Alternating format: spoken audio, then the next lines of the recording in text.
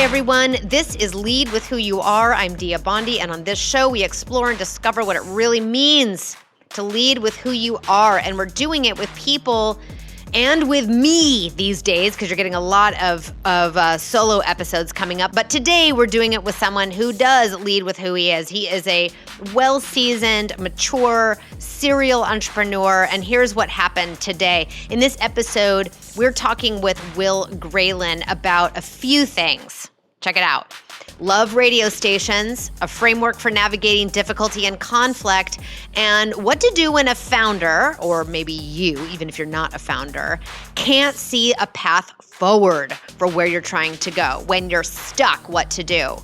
Will says that purpose is the way we stay connected to ourselves, and the faster you're going in your company or business, the farther down the path you need to see. You need to look. You need to rest your gaze way out there when you're moving fast. He got that idea from his days on the motorcycle track, which we ended up having a little bit in common around motorcycle riding. More on that in the episode. So listen in now for advice and perspectives of this serial entrepreneur who is unafraid of embracing the challenge and taking the pain. Let's go. Hey, just a quick reminder. You can subscribe to this show on your podcast platform of choice. We're live nearly everywhere, and you can always listen to the show at diabondi.com. If there's a leader or innovator in your life who is at their shiniest when they lead with who they truly are, please share the show with them and rate, subscribe, and leave us a review. It makes a huge difference in the reach that the show has when you let everyone else know what you love about the show. Thanks so much. You can ask for more and get it if you ask like an auctioneer. The book, Ask Like an Auctioneer, How to Ask for More and Get It, is coming soon. So go to asklikeanauctioneer.com and get on the list for pre-orders now. In the book, you'll learn the power of asking big, the one idea that holds us back from asking for more and getting it, and the 9 ideas I learned from the auctioneering stage that you can use as strategies to help you step into every ask with courage and conviction. Get on the pre-order list now for pre-order bonuses. Again, go to asklikeanauctioneer.com now. Will Graylin is currently founder and CEO of Loop Inc., a universal wallet and commerce messaging platform for frictionless commerce experiences everywhere. He's also CEO of Indigo Technologies, an electric mobility company with breakthrough affordable EVs for fleets and drivers. Earlier in his career, Will was the global co-GM of Samsung Pay and founder of LoopPay, acquired by Samsung, Roam Data, acquired by Ingenico, BEA Systems, acquired by Verifone, and EntitleNet, acquired by BEA Systems and later Oracle. Will holds 2 masters from MIT and serves on the board of directors for Global Unites, a nonprofit organization to help youth around the world become local leaders through conflict transformation. And previously, Synchrony Financials, which is the largest private label credit card issuer in the world. Will, so nice to see you.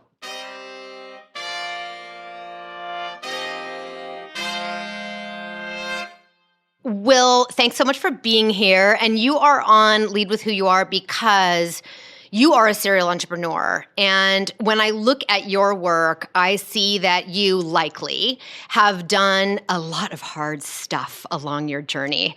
And I imagine that you've built out your own leadership philosophy, or at least sort of a set of operating principles that you bring to bear in your own leadership, whether you're starting something new or, leading something that has been around for a while.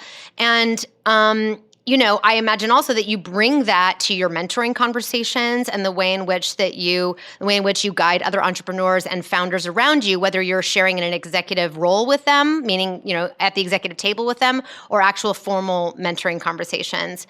And today I want to talk about your journey and leadership approach, and especially those hard spots for any entrepreneur, any founder, where they're right squarely in the middle of a big, messy leadership level up.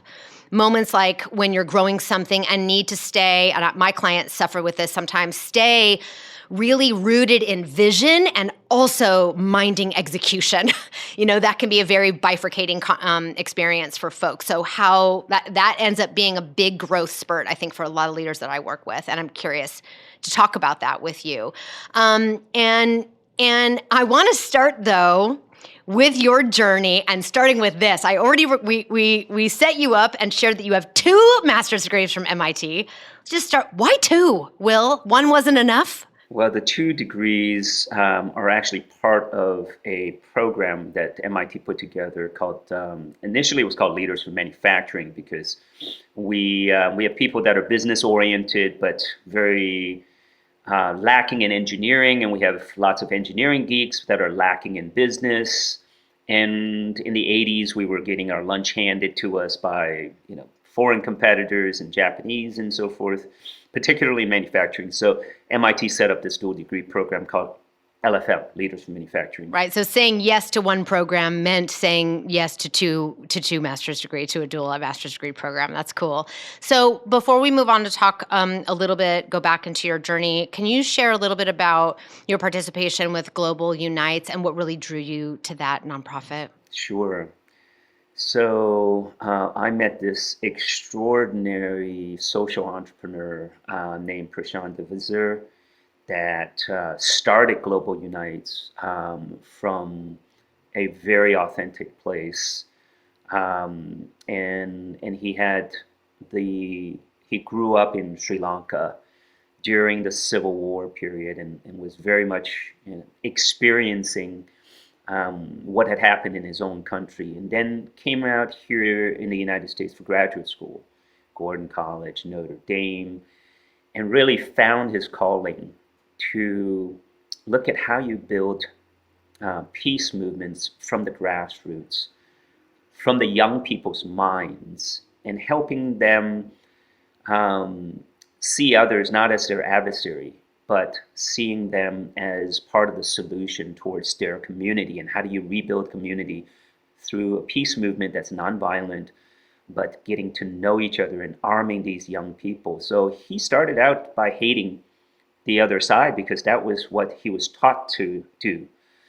But the minority was fighting the majority, and the suicide bombing was actually quote unquote invented out of Sri Lanka. And having seen that tear up the community, he decided to start this movement from everything that he learned from the West and reapply it.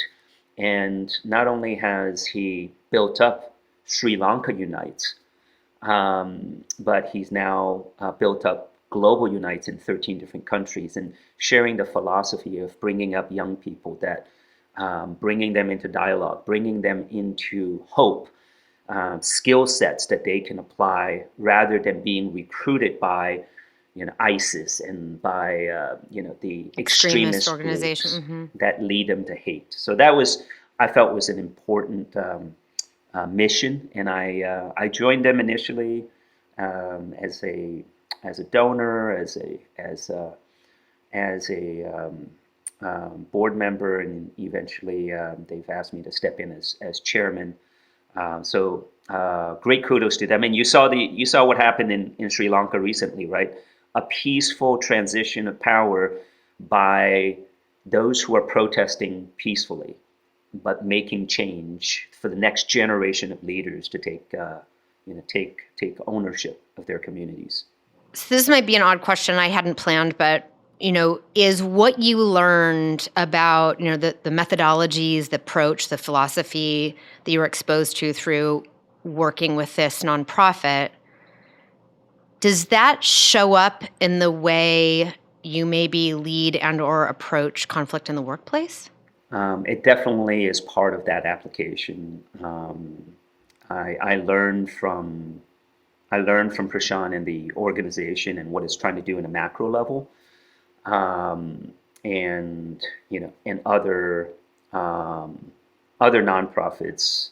Another one that I'm currently working with is called ROCA here, locally in the Northeast, helping young people that are about to go to jail because they are also on the fringes. Again, how do you help these young people change the way that they think? And also not just them, but the police officers in the neighborhood. How do they think relative to each other? And how do we improve recidivism and keep them out of that never-ending cycle, that vicious cycle? So all of that requires communication and tapping into the think, feel, do cycle, which it's not just for those issues, but every day when you're sitting at work, you're trying to get something done. How do you treat your coworkers? How are you treating your partners? How are you treating your spouse at home and your children that is going through their teenage years? Say more about think, feel, do as a model. Like, how do you use that? Is it about what I think, what I feel, what I'm going to do? Is it about understanding how others think, how they feel, and what they are doing? Talk to me about that. Yeah, so in conflict resolution, and there's always multiple parties at the conversation, and immediately, usually people react emotionally because there's something that triggered a emotional response that may have nothing to do with the immediate situation, but the inferred insult or the inferred threat triggers an emotional response. So you're not thinking. And you're not thinking, is this true? Wait a minute, is this true? So that's the first step, is getting people to stop for a moment to think and analyze, is this true? Number two is, even if it's true, is what my response going to be helpful? And if it's not, can I pause rather than immediately react? How did it make me feel? And linking the fact that what I interpret created a feeling, and is my feeling appropriate to express? Because that next part, so having that filter before I do, because the do could be just blabbing out something that could hurt someone, or could create an escalation in the tension and the conflict, or even striking out, because some of the people that these young people that we're dealing with in the nonprofits, they literally are, what they can do, especially if they're armed with a weapon, could be you can't take back. Yeah, it's very interesting because a lot of the work that I do with leaders that I are in my client portfolio are really trying to sort out these exact sort of moments. When does my voice advance something? When does it deteriorate something? How do I use it in such a way that creates alignment instead of deteriorating it? But there's also so many feelings, in the stage that I work with them in. I had a client last week who said to me, I'm just, they're trying to do something really hard. They're trying to get to a revenue goal that makes everybody happy, or at least at minimum relieved.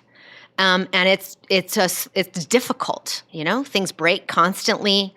There's struggle and conflict, not in the big, huge, effusive way, but it is the context of conflict all the time. Every conversation is a hard conversation.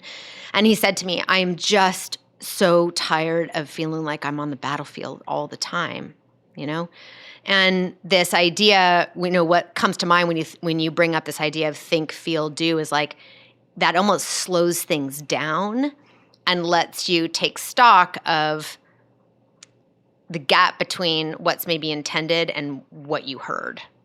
Absolutely. And then how you are going to use your leadership voice to have an impact on the situation or not. And it's a philosophy and a level of consciousness that not only do we have to understand that it's something that exists out there and we can control, but also how do you apply it in such a way that you can master it through practice, and seeing these conflict opportunities as opportunities to grow. And how we see ourselves, and um, I'll use this analogy, Dia, um, how we apply this technology that we may not necessarily be aware of, or they don't teach us necessarily in school. Many parents may not be aware of how to teach this to their children. Um, but what if, and I'll use this analogy of um, of just because you don't see it doesn't mean that it doesn't exist.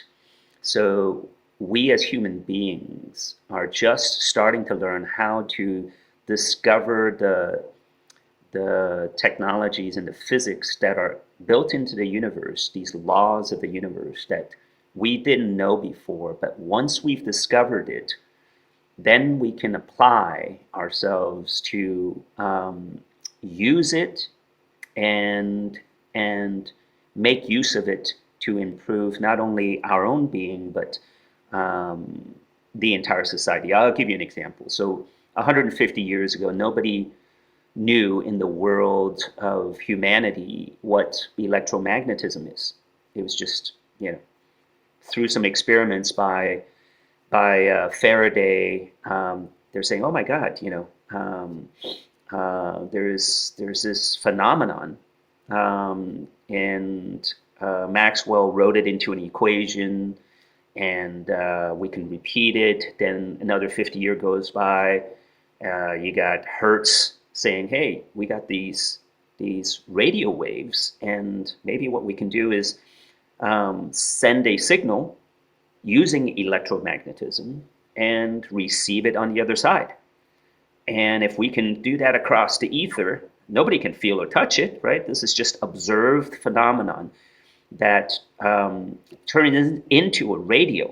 So what if I can modulate the frequency or modulate the amplitude, and now I can actually transmit across the ether to the point where today we can't live without the radio that are invented by our forefathers. And you and I are talking over on this radio mechanism today. Now, what if there was an emotional radio that we can learn how to operate? What if we don't just abdicate our emotions to whatever's going on, and we are controlling that radio knob? And if you think about our emotional radio, the positive emotions, and I'll use this word love, is in every culture, no matter what language, it's out there. And we can experience it, we can feel it. And what if we know what it feels like. What if we can dial into that channel that lets us stay into that channel where we are the most productive, we are the most creative, we are the most positive and influential to the world around us. And in fact, just even the definition of love, this word love, how do we define it? So I've searched high and low, and I eventually came up with a simple definition. I'll see if whether you agree or like it or don't like it. But this 4-letter word, I said love is a sense of purpose for something that's greater than self. So a sense of purpose for something greater than self could be applicable to, of course, my love with my wife, my love with my kids, my dog even, my job, what I'm passionate about, nature. Then if you love nature, you love the universe, right? So it's that sense of purpose. So I will say that resonates with me very strongly, and it's so interesting. I'm about to go into doing a bunch of executive communication support around a large event that's going to be happening in San Francisco, and my conversations always start with purpose. And I'm not talking about the purpose of their job. I'm asking the question, who are you? What drives you? What purpose do you lean into? Do you lead into, even regardless of your job description? Whether you are coaching your kids' baseball team on the weekends, or you're showing up in an executive boardroom, what are you looking and listening for? What has your attention? What calls you forward? What kind of impact do you want to have on those things? We always start with that, because I have seen over and over again that when you can name that and claim that, when you can put it on the table, when you can make it evident to yourself and not just implicit, you can make it explicit for yourself, then you can use it as a guiding force and stand in it, and that helps us speak maybe with more power and more purpose when we do have an opportunity to have an impact. That's right. That's right.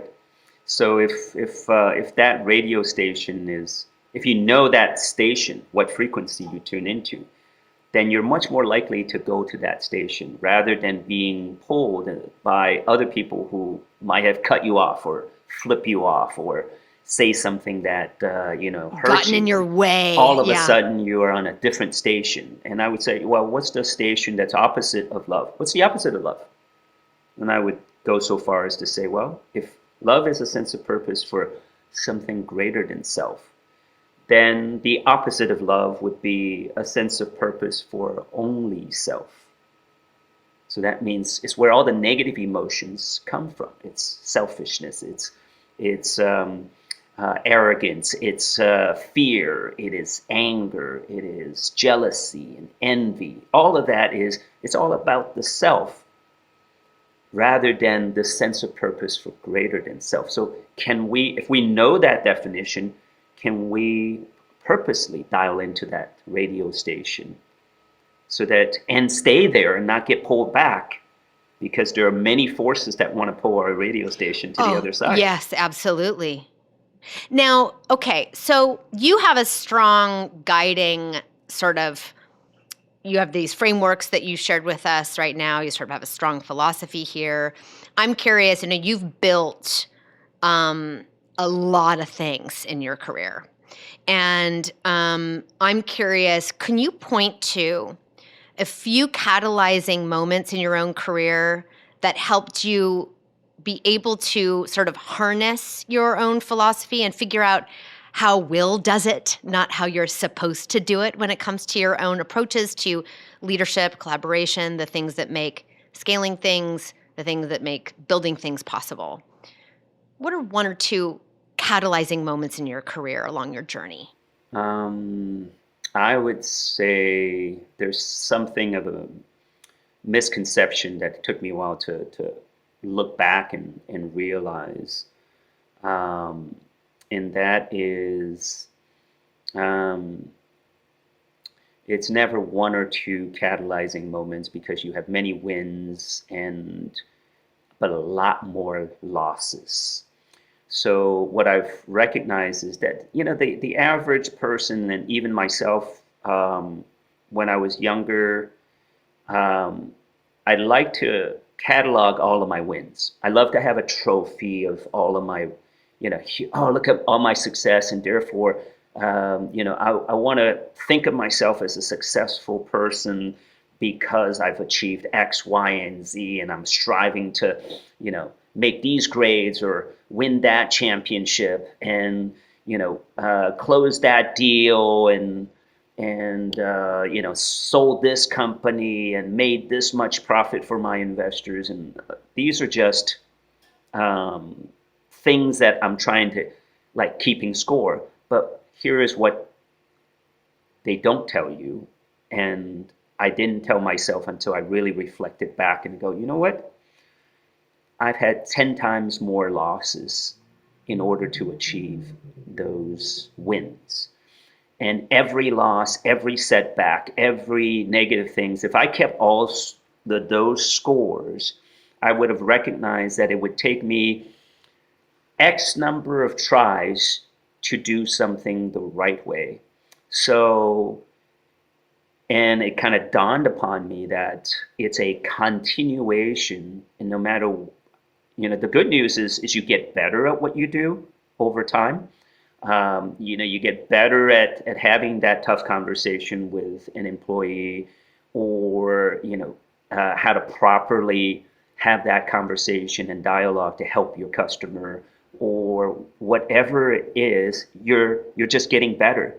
But the only way that I got better was because I screwed up that time and that time and that time.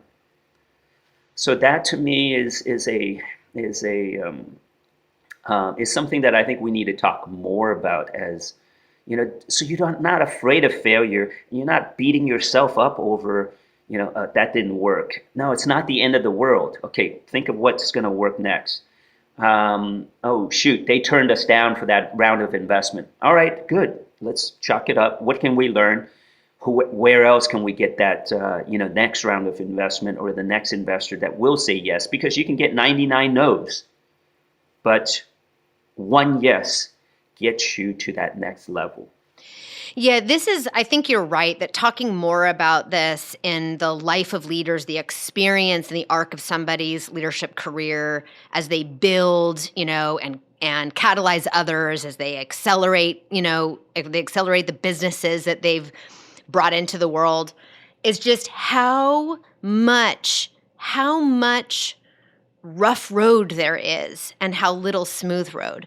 This is, I notice I am not an entrepreneur at the scale that my clients are, but I do observe their journeys. And so often I see when they see that things are just burning to the ground, I see, but look how far you've come. It's like the burning to the ground is the progress. It is the thing.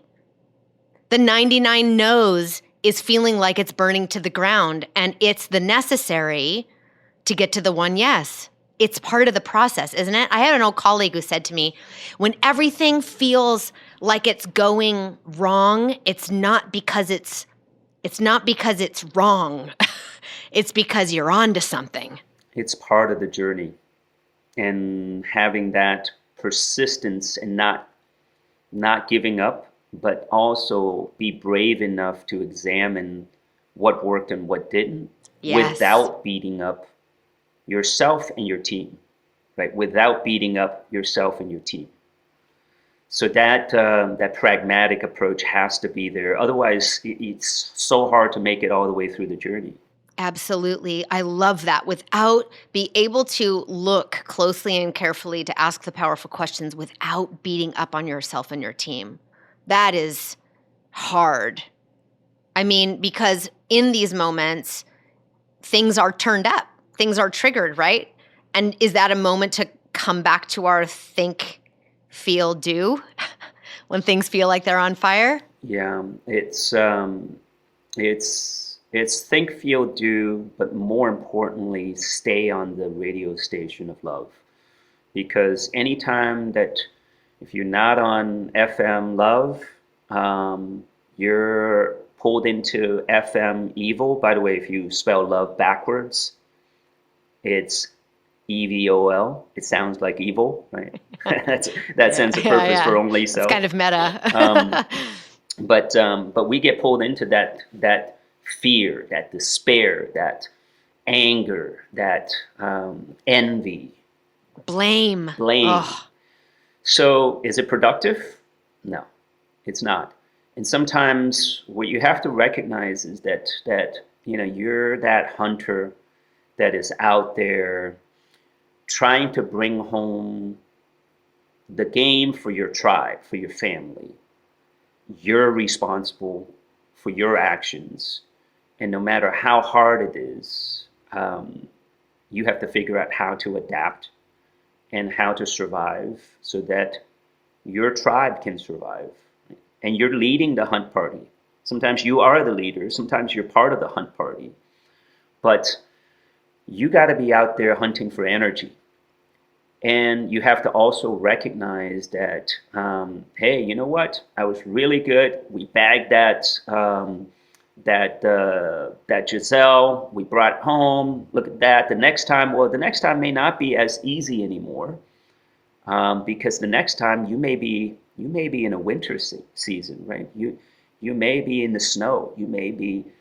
The games are just not as available as it is in the spring and the summer. And raising capital is freaking hard right now. And can you make it through the winter? Can you stay sharp and figure out what's the most efficient use of your energy? And you may be down to one arrow. Where are you going to point that arrow? So I see a dance a lot, and even with people I come across in my workshops for my book, and places where I'm doing skills-based stuff and not working privately with founders, people run into roadblocks all the time on their journey toward a particular goal, on bringing a vision to life. And there are moments where you say, like, we get 99 no's and one yes. Sometimes somebody might be into 78, 79 no's, and they can't, like an entrepreneur, cannot see a path forward. Things are constrained, cash is tight, talent's not activated in the way that you want it, et cetera, problems everywhere. And you cannot see the path forward to get where we want to go. And the longer you stare at the problem, the more narrow maybe your thinking becomes, and you just can't. I've had founders multiple times say to me, I don't know what to talk about right now because I don't even feel like I see the path forward. So what does a founder do when they've come this far? There are certain sets of constraints and they need to get to the next thing and they don't see the path. How does a founder get on? What do they do? What do you do? So first of all, dialing into that place where that radio station again, because you're on the wrong station when you see no hope, see no path, and it's a dark place to be. So put yourself into the right frame of mind and get yourself out of that opposite radio station. If you can't get there, your team is not going to get there, and it just takes effort. And then once you've gotten to that place of emotional balance, and you go back to the word that you used earlier, which is purpose. If you're in that place of love, you know what your purpose is. Your sense of purpose is for something greater than yourself. You know what the why of your company is. Why are we doing this? And if you need to pivot, you pivot. But if you need to bowl through and break down that wall, you break down that wall. That leads you to the do. Because if you don't have the emotion of the why and purpose, your do is going to be so weak that it's not going to break down any walls. So it's not going to have the stamina or the fuel you need to do the hard thing. I think that's, we know that purpose is a great source of courage and can be the fuel for the stamina you need, I think, to get where you need to go. So you're right. If we don't source action from a place that isn't anemic, then, we have to source action from a place that feels rich, full of purpose. Yes. Powerful. Because guess what a radio station has? It's not just a frequency knob. Okay. There's a frequency knob, and then there's a power knob. You better crank up the power and crank up that volume. Otherwise, nobody hears you, and you're going to be anemic. So power and love are these two knobs we have to be able to control. Sometimes it just means amping yourself up. And, you got to do whatever you do because the mind, the body, and the spirit are all connected. So the thinking, the feeling, and then the doing has to be, connected and in alignment. And if you do that, then and you keep doing it, and you don't back off and just go back to your corner and back to that the evil station again, and feeling sorry for yourself and then losing your power. Now you got to stay there. And that's what leaders do if they're going to be able to pull through. So I hear you saying that, like, in these kinds of moments when you can't see I'm just going to say back to you what I think I heard you say, that when we're in these moments where we've gone this far and I don't see a path forward, okay? The math ain't mathing, so to speak, whether it's, what needs to happen with the product, where we're going with customers, whether it's about fundraising, et cetera. We we have to actually get into the feeling place where we become more settled and connected with ourselves so that we're more resourceful. It's really hard to do any productive, good thinking when we're a place of like very few emotional resources. And then for the action to be informed by purpose. Yep. And to have that persistence and tenacity to bear through that pain, because there is pain. And if you keep at it and keep bearing at it without giving up, the world will come to you. Your opponent will give up first before you give up. But if you give up first, the world gets you, right? So it's like, I used to be a wrestler, a very competitive wrestler.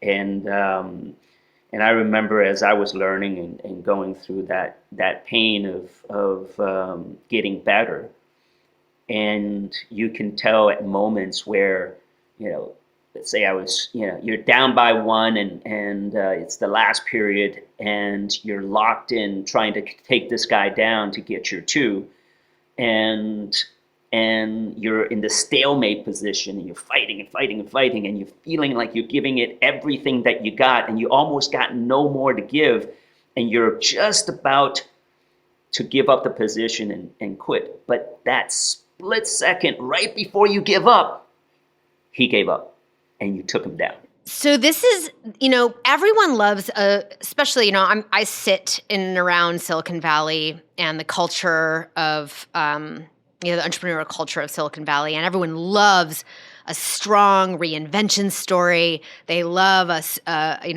story about successful pivots, and everyone loves to sort of look at those as these sort of shining examples of what's possible in an innovation and entrepreneurial culture.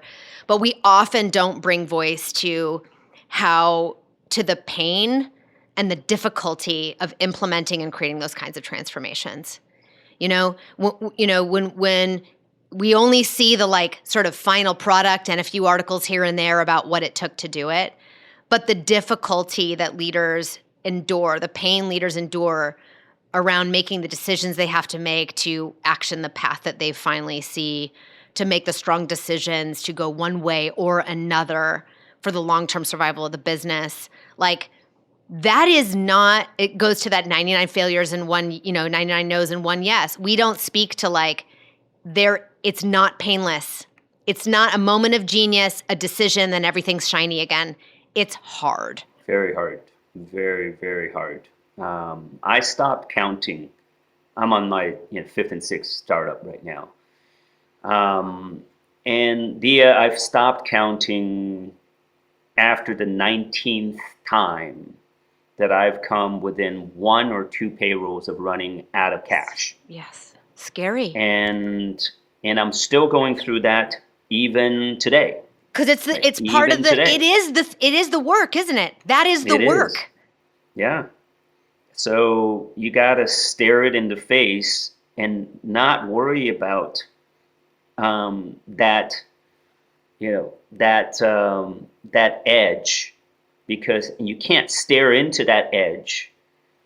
Otherwise, you go right into the edge, right? So I've seen many of the founders that I've invested in, and sometimes other founders, they're like, okay, we're 3 months from running out of cash. We need to start preparing for bankruptcy, and the times are so hard. And see, it's I'm within 2 weeks of running out of cash, and I'm going to figure out what I got to do within the next 2 weeks to find an investor, find a customer, find some way to make that payroll.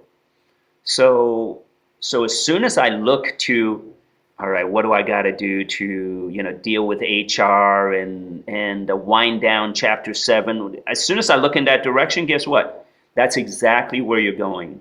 It's called target fixation. Yes. When I ride motorcycles also. I did too until I was pregnant with my first. So yeah, I know. Like, you have to look where you want to go. You want to look at where you're going to go. If you can't look at what you want to avoid, because that is exactly what you'll run into. Exactly. Target fixation, whether it's a pilot or a motorcyclist or, entrepreneur. Yeah. If you want to nerd out on motorcycle riding, I learned a little something about counter steering. I live in Northern California. And so you go out for a Sunday ride in the twisties, right? And when I started to feel what it meant Yep. to do counter steering, which for folks who are listening, if you want to go right because you're going around a hairpin that goes to the right, you're actually pushing you're pushing the front of the bike to the left and it kicks you right.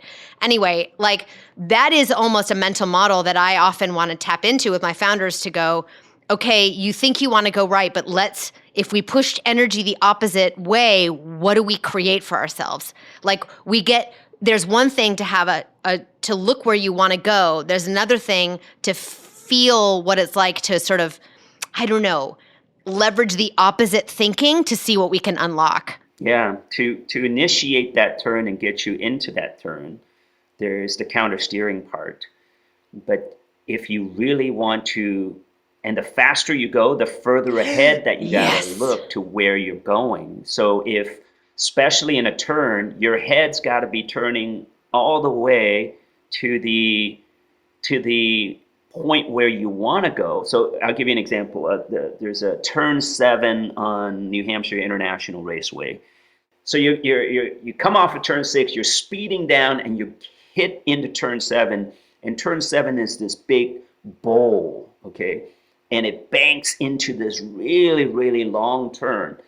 So as you dip into turn 7, and it's a left-hand turn, my neck is like turned all the way around me while my bike is this way, and I'm looking towards the other side of turn 7 where it exits. Right, you're looking at like My the neck top is of the like hill at the end of turn 7, completely. right? Exactly. How am I going to exit that turn?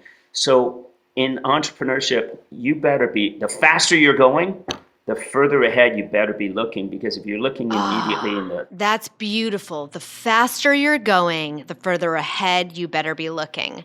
Same principles. And again, then living in that gap of like looking way, way ahead and also being able to execute what needs to be done now. On the turn. You got to execute on the turn. Right, because in this track example, you're physically right here and operating the motorcycle right here, right now. Yep. But your gaze is fixed on what's way down the way at the end. Yep. And then there's another aspect, which is you better figure out how to relax your body and control your breathing while you're in this, pulling G's and adrenaline rush, right? And you're trying to be as smooth as you can while you're going 100 miles an hour.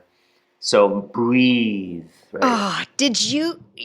Yes. I don't know if you saw, I'm forgetting the name of it, but there's a documentary about, that put Nikki Hayden and, is it Nikki Hayden? He was a MotoGP racer.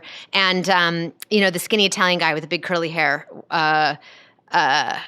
this was years ago. So he was champion like 10 years ago, maybe. Anyway, put these two guys and just sort of examine how they ride. And the Italian guy, his resting heart rate when he's going around the track, not in a race, but just like going for time, was like a good, I don't know, it was like 52 beats per minute instead of Nikki Hayden's, 71.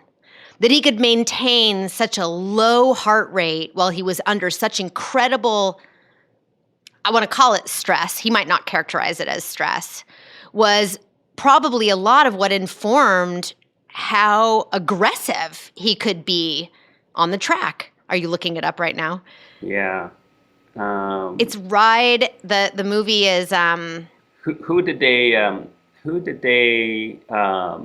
they talking Marquez or Rossi? Rossi. That's who I'm thinking. Rossi. Okay. And didn't he was racing against Hayden during that time. Nikki Hayden, okay. I think his name was. Anyway, bottom line is like it's very interesting to point to this idea of like being able to, maybe just to go back to your idea, to dial into that station that keeps you on purpose, grounded to yourself, and as settled as possible while you're going as fast as possible. Like that is and not get frothed up with everyone around you who's getting frothed up. That is an opportunity really to lead us forward, isn't it? When things are crazy and feel crazy and you're on no number 86. That's right. That's right. Will, my last, I had like 15 questions prepped for you, and this went totally a different direction, which is like so awesome. I love it. I was just halfway through this discussion. I was like, well, I sent him his questions to his team earlier and we didn't do any of them, but it sounds like we're okay with it. I certainly this is a surprising and wonderful conversation to think about. These frameworks of, that you are drawing from your conflict transformation model around think, feel, do, this idea of sort of dialing yourself into a frequency where you can sort of stay on purpose and, be in a place of having an impact instead of just living in reaction. And then, this notion of, this is what I'm taking from our conversation, this notion of being able to have that present and active when you're going into these turns, where things could go awry, but they also are an incredible thrill, and that the faster we go in anything we're pursuing, again, I'm not an entrepreneur. I'm now pursuing sort of my next chapter in my professional life is exploring and accelerating my I would say like my creative life around writing, and I recognize that I want to move quickly and not lose sight of what it's for me. So any of us, as we go really, really fast, we have to lift our gaze, and further down the track we have to look. So we know where we're taking this thing while we're at the same time present in the moment. So good. So good. And I would say one more for in the same thread, which is just taking a mindset of embracing the adversity and embracing your failures, because those two things is the only way to get better. Because, okay, that company did it that way, that entrepreneur did it that way during his time for his industry. That's all great. They did it their way. But for you, you are here, you are at this time, you are at this industry, solving this problem with this purpose, and it's going to be hard, but embrace the adversity, embrace the failures, because that's teaching you on how to get better, and never give up, and just say, hey, pivot, but don't give up. Your pivot means just adjust on how you're going to solve that problem. So if you can do that, then the journey is so much more fun and rewarding. And then after your 9 failures, you then might get a win and savor and you've got your win towards your purpose. Did you achieve it?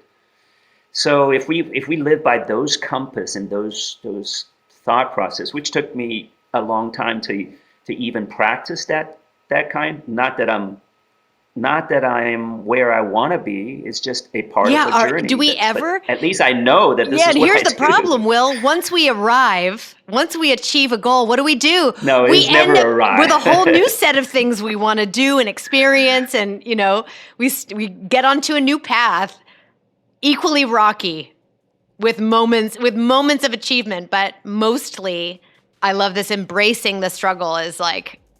It's a mindset that makes not everything feel like that is the work. As long as you're still on your path, on your purpose, right? If you still feel that this is what I'm doing, and I'm not just doing it for the money, or not just doing it for my ego and for my fame, or some deficit in my childhood that I want to fill, and it's like, okay, if you're not doing it for the wrong purpose, then it's worth it.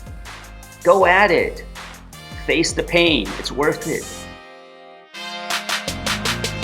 Lead with Who You Are is a production of Dia Bondi Communications and is scored, mixed, and produced by Arthur Leon Adams III. Have a question or an inquiry? Reach out to us at hello@diabondi.com.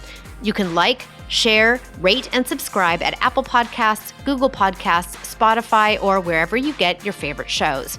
Go to diabondi.com for the show notes to find our tools, frameworks, content, and programs to help you and your team speak powerfully and lead with who you are.